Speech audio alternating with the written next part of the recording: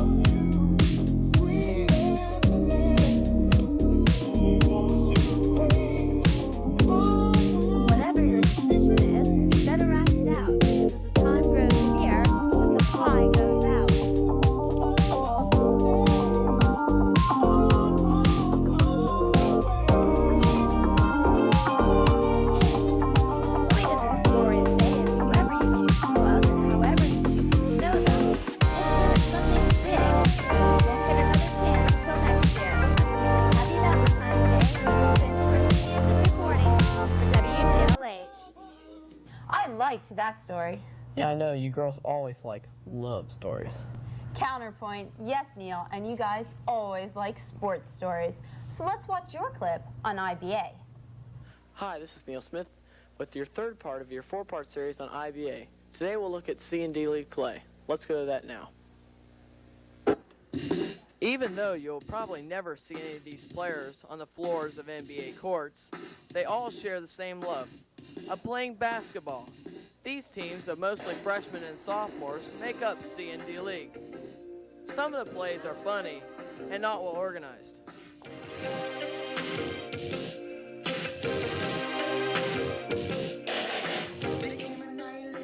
But some are well orchestrated and well performed.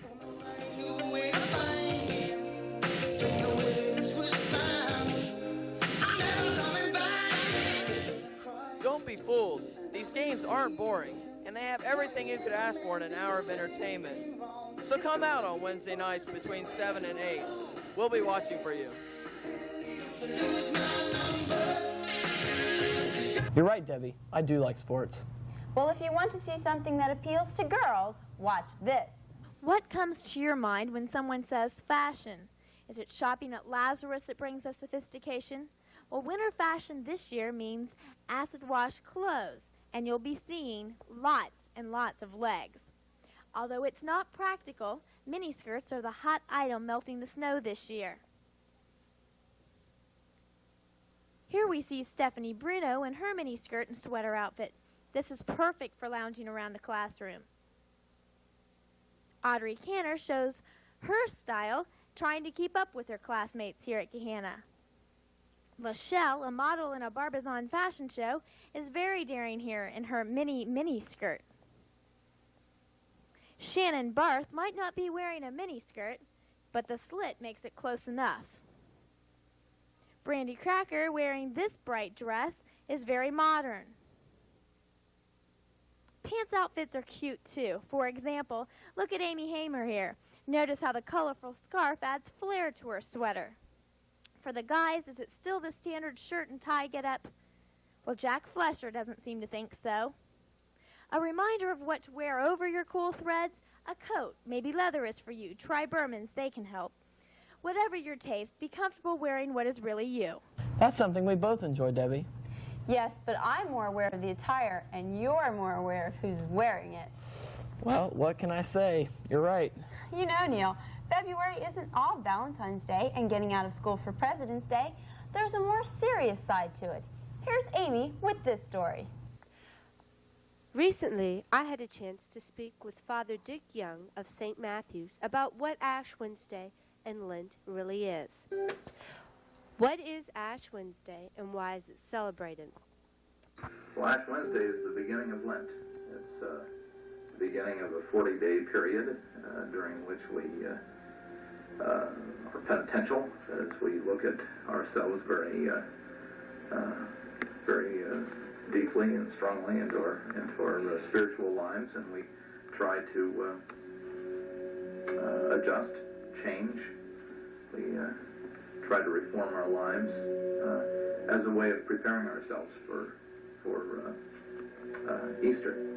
And Ash Wednesday is the beginning of that period, and we use ashes as a sign of our humility, as a sign that we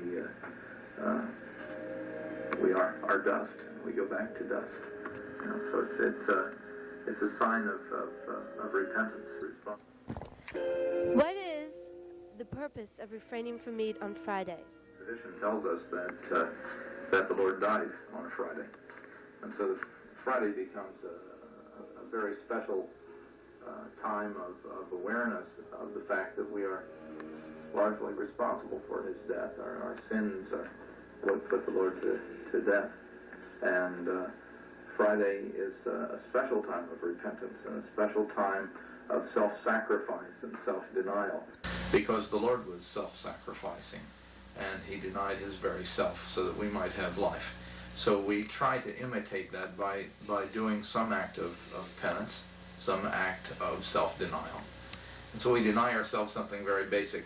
We deny ourselves meat, for a while. It's a sign of something that is really greater, something that is supposed to be more important. You know, and, giving up meat on Fridays in Lent, if that's all you do, you're not really making much of a Lent. It should be a time during which we recognize the need to be self-sacrificing in other ways, helping the poor, for example, and you know, helping people who are in great need in other ways. You know, people who need comfort and consolation and peace in their lives, trying to reach out to them and being Christ for them. I guess I would stress the value of doing something positive. You know, a lot of people think that Lent is a time to do give-ups. If I give up candy, or if I give up going to the movies or whatever it is, then I'm a better Christian. That doesn't make you a better Christian, you know. Doing good works, you know, doing charity, helping people, being the loving people that Jesus taught us to be. That's what I want to stress. That's living as a redeemed Christian who wants to, in turn, redeem others, you know, or be Jesus for others.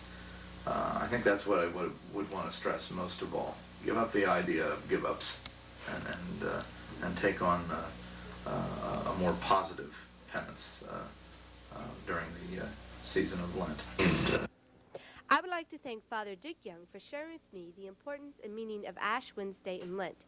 So if on February 17th you happen to see someone with ashes on their forehead, you'll understand why. This has been Amy Wallace for WGLH-TV.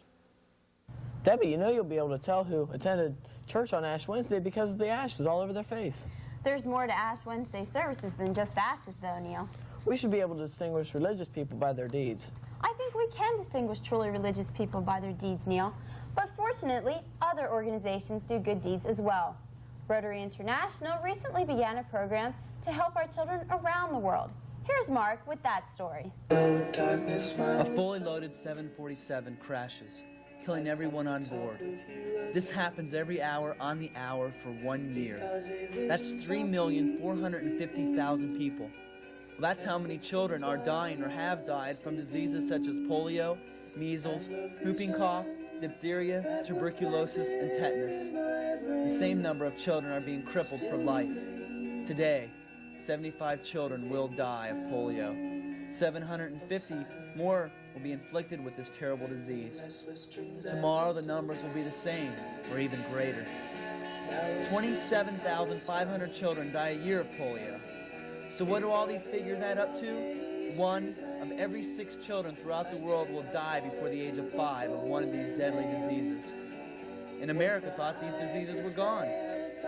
Well, America's an industrialized country, but it's still there in these third world countries. In 1955, the vaccine was founded, and everyone flocked to the shots to avoid the terrible iron lungs disease, and the fight was over. Or is it? In 1974, World Health Organization started to try and immunize the world of these diseases. UNICEF and now Rotary International have joined in the fight. Rotary has started their largest drive ever, PolioPlus. Rotary International, following their idea of service above self, has committed a 5-year consecutive plan to provide all the vaccine needed for any approved agency. They will also send a group to get the clinic started, and another group to let the community know what's going on. As of October 1986, Rotary International allocated $37,415,200 to immunize 240,733,000 children in 42 countries. But now their goal is larger, to immunize the world. But this will take $120 million to do this immunization of every child in the world of polio. This sounds like a tremendous task, but for only 12 cents a child can be vaccinated of polio. So please, help an organization who has been helping your community for years. Help destroy this terrible disease. If you would like further information or would care to pledge money or time, please get in touch with an area Rotary member. And together, we can wipe out polio with Rotary's PolioPlus. It's amazing that even though people live thousands of miles away, their problems become our problems. And I think that's really great. The old cliche, it's a small world, should go on to say, and getting smaller all the time. The media plays a big part in us getting to know all the people around the world, but even a bigger part is the student exchange program. We have 3 new student exchange people at our school, and I'd like you to meet them now. We have 3 new exchange students this semester at Gahanna Lincoln. I'd like you to meet them now. I'd like to introduce to you, this is Maria Del Pilar Schneider from Argentina, Anna Cross from Australia, and John Lasso from Spain. Maria, why did you decide to come to the United States? Well, I decided to come here because I wanted to know another custom, another culture, share another style of life with another family, another school, friends. Okay, Anna? For much of the same reasons as Maria came, but I also wanted to have a break in between going from high school to college at home, and I didn't want to have the language barrier, so I chose America. Okay, and John? I was here last summer, and I like this very much, and I want to stay here a semester to learn the language and to know other people. What exchange program did you come with? I came with Youth for Understanding, staying students. Okay. I came with Rotary International Exchange Student Program. I came with Peace USA. How do you like our school so far? Yes, I like very much. It's very nice. Everybody here helped me a lot. Okay. Yeah. So far I like it a lot. It's a bit of a disadvantage walking between classes. It's a bit hard, but the people have been really nice, and so I like it. Yeah, the people here is very nice, and I like this school. It's okay. What would you like to do before you leave? Well, I like to participate in any club here, and I would like to know any place, visit some different place. Okay. Okay, yeah. I'd like to travel around a bit more and see a bit more of what USA has to offer. Okay, John? I would like to know new places, and I think here is a very good basketball. I play basketball. I like this because I play basketball. Do you have any groups here at the high school? Not yet, but I would like to stay in any club here. Okay, yeah. I'm interested in drama, so I'm in the drama sort of group, and I don't know what else. I'll sort of look into it. Okay. I'm in the basketball team of the high school. It's a very good team here. Yeah. Mrs. Coggins, why do you think it's important to have exchange students here at the high school? Well, I think the main reason is we're hoping that it promotes cultural understanding, and it brings young people together to see that there are differences among us in the world, but yet we can learn to get along once we learn about other people.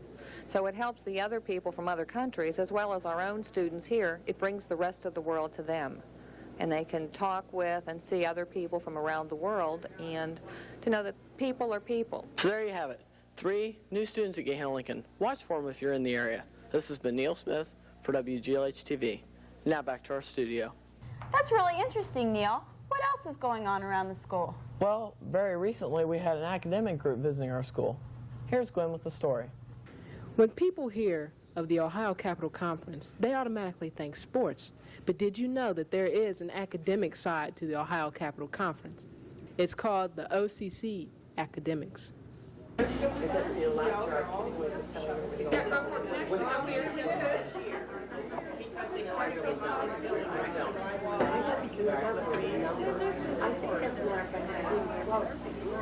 When you hear the words Ohio Capital Conference, or OCC, you immediately think of schools such as Gahanna, Upper Arlington, and Reynoldsburg.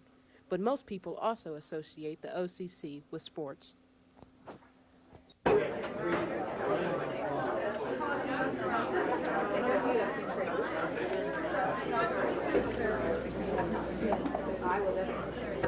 Now there's a new organization that focuses specifically in on the academic side of school.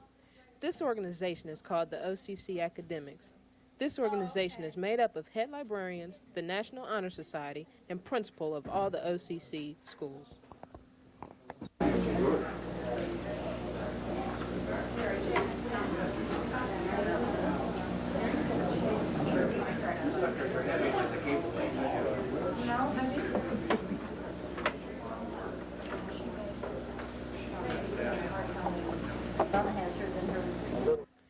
had a chance to speak with Mr. Howard, the assistant principal of Gahanna Lincoln High School, about the organization. Can you explain to us just what is the OCC Academics? The OCC Academic is an extension of the original OCC League. Most people, when they hear the word or the initials OCC, automatically think of athletics, but when the league was started back in the very late 60s and early 70s, there was a plan whereby the number of schools, regardless of what number we had in the league, would also share in academic interchanges, such as science fairs, art exchanges, journalism, and so on. And approximately 3 years ago, the OCC Athletic League decided that they wanted to go ahead and pursue this, and that's where we started. This has been Gwen Barker reporting, and now back to the studio. There are some things that are going on outside the school, and we need an update. I know of one. I did the story. Let's watch. For many of Gahanna's elementary and middle school students, the first day of school brings back fond memories from last year. But this fall, many of Gahanna's students will be facing a new adventure at a new school because of school boundary changes. I'm here with Assistant Superintendent Mr. Schmidt. Approximately how many students will be affected by the boundary changes? Well, the boundary changes involve both the elementary school and the middle school. Since we are opening a new elementary school and we expect to have in excess of 400 students in that building, obviously there's going to be at least 400 students. The majority of the students, or all of the students really, for the new elementary school will come from Lincoln Elementary and from Jefferson Elementary. The boundary is pretty much all of Jefferson Township, plus the Bryn Mawr and the Deer Run areas will be going to the new elementary school. In addition to that, we have the Piper's Glen area, which will be transferred from Chapel Field over to Royal Manor. And we have the area, Cherry Bottom Road area, that is presently a Goshen Lane, will be transferred back to Jefferson Elementary. So I would say at the elementary level, we're probably looking at somewhere around 550 students to be transferred. The middle school transfers are a little more uncertain at this time. The committee recommended 3 possible transfer areas, and then the board is also considering a 4th proposal that would not transfer anyone but deal with portable classrooms. If one of the 3 proposals are adopted that the committee has recommended, there will be about 60 to 65 middle school age children transferred from middle school east to west. How soon will the committee have a decision on which possibility they're adopting? Well, the committee has completed their work, and now the proposal has been submitted to the Board of Education for their consideration. And on January the 16th at Middle School West Auditorium, there will be a public meeting to discuss the proposed changes. Once people have had an opportunity to have input at that meeting, then the Board of Education will be making a decision at the regular February board meeting. Okay. What kind of reactions have you received? At the elementary level, I think the people kind of understand the absolute need for transfer because of building a new elementary, and there are a few areas that are being transferred and they're wondering why. But I think those things will be explained pretty well in the public meeting. There is opposition to the transfer at the middle school level. Many of the parents do not like the idea of their kids being transferred from one middle school to the other. But the middle school east enrollment presently is 105 more students than middle school west, and the projection is that that differential is going to get greater, not less. And so therefore, within the next year, at the present time, we have enrollment problems at middle school east. And unless there's a transfer, the problem is just going to get worse. No one wants to be transferred. They always think it's better for the other person. But somewhere down the line, that decision is going to have to be made. Okay, thank you. Stay tuned to WGLH in the future for more about the boundary changes. This has been Debbie Zelli for WGLH-TV, Gahanna. How about this fine Lady Lions basketball team? You're right, Neil. They really are fine. The girls' reserve won 52-33 over undefeated Bishop Hartley, but the varsity lost 59-51. Both boys' basketball teams chalked up wins this week against Whitehall, the varsity winning 68-50, and the reserve winning 54-35. The Golden Lions wrestlers made an impressive showing at the Licking Heights tournament, placing 4th out of 16 teams. Good job, guys. Both swim teams did well this week at the East Side Relays, boys coming in 3rd and the girls coming in 1st, remaining atop the OCC. And that's about it for sports. Thanks, Todd. Next week, we're planning a WGLH special on Eastland Career Center, a very special school with some very special students and faculty. We hope you'll join us. This has been Neil Smith, Debbie Zelli, and Todd Spencer from the home of the Lions saying, Have a great week.